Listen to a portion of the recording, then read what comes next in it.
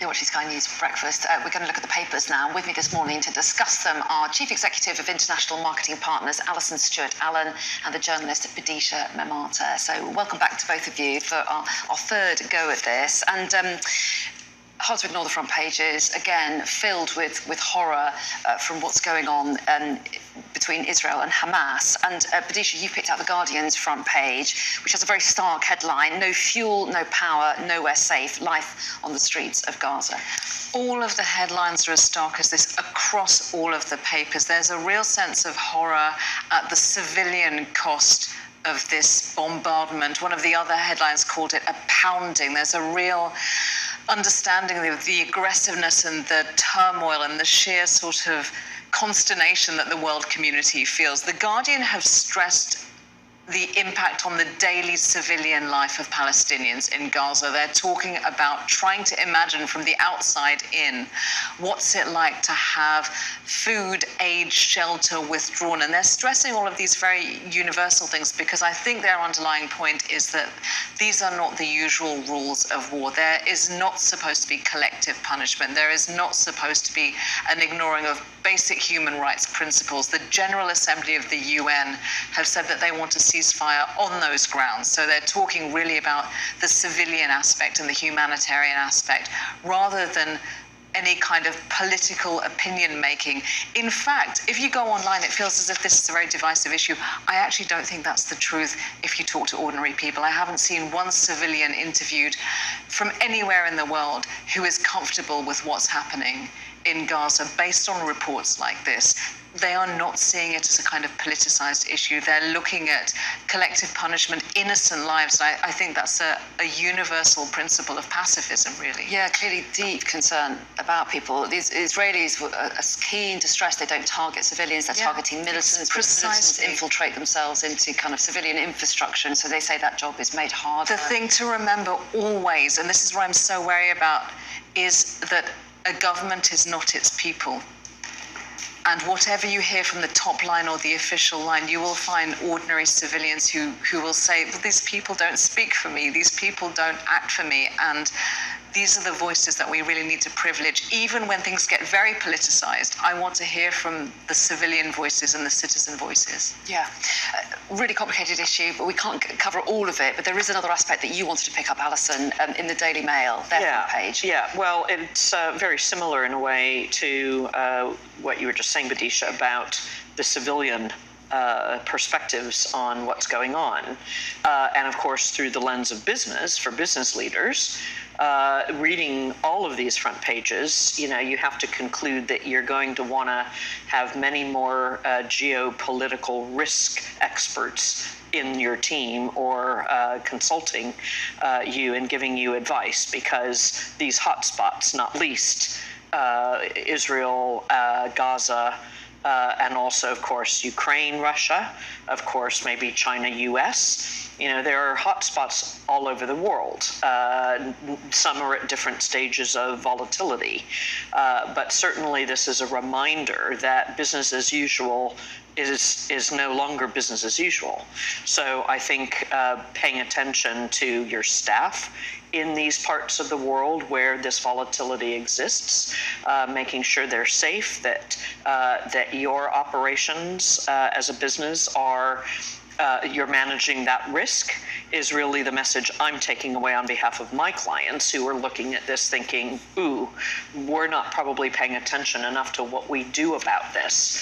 And what can companies do for civilian populations and their own people, their own employees in these different parts of the world. So I think that it raises so many things around managing risk for company leaders, for sure.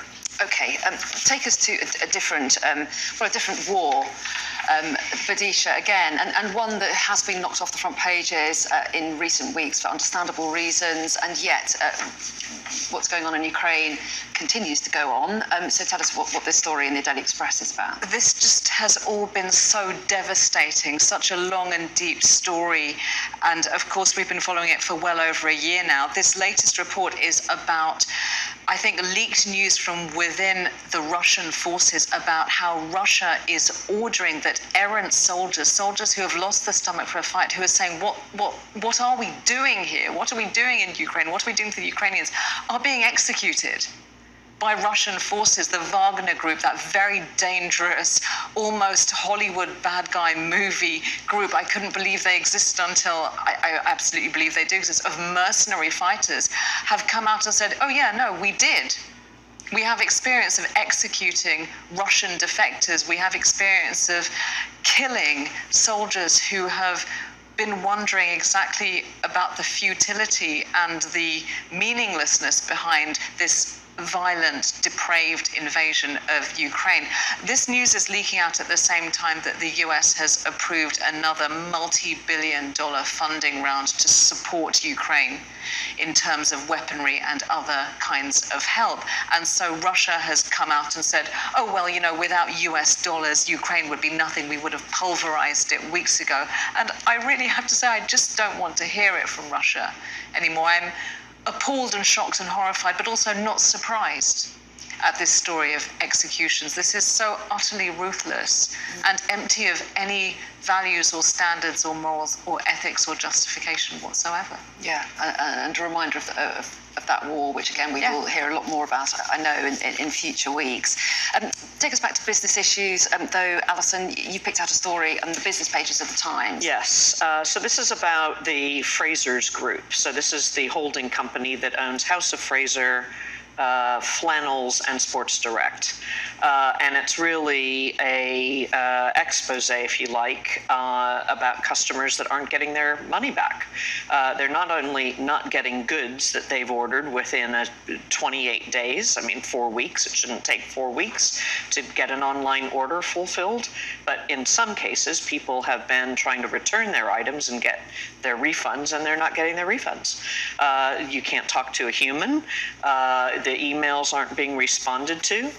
And I guess the lesson here for anyone in the retailing industry is there are certain expectations, whether you're in the UK, the US, wherever you might operate, that customers have around responsiveness and being able to, in good faith, know that if an order doesn't come through, I'm going to get refunded, or if I return it, I'm going to get refunded. So the frustration of many customers here is not good PR so much for the Frasers Group, and it does make you wonder what's behind that approach to retailing. And companies that do this and have second and third rate customer service and customer experiences, generally they don't last too long. That's interesting. I mean, they've put out a statement, haven't they, that's quoted here that says that they do respond to all customers' inquiries within a prompt and timely manner, but sometimes there are busier times and then it's extended. They've put out their defence there. Yes. But yeah. I always find that if I know how long something's going to take and get my head around it, it's when you don't know, that's half the problem. Absolutely, anyway, absolutely, yeah. Anyway, but my shopping woes another time. Good to see you both. Always nice to have your company. Too. Thanks so much for taking us through the papers, Bidisha and Alison. Thank you.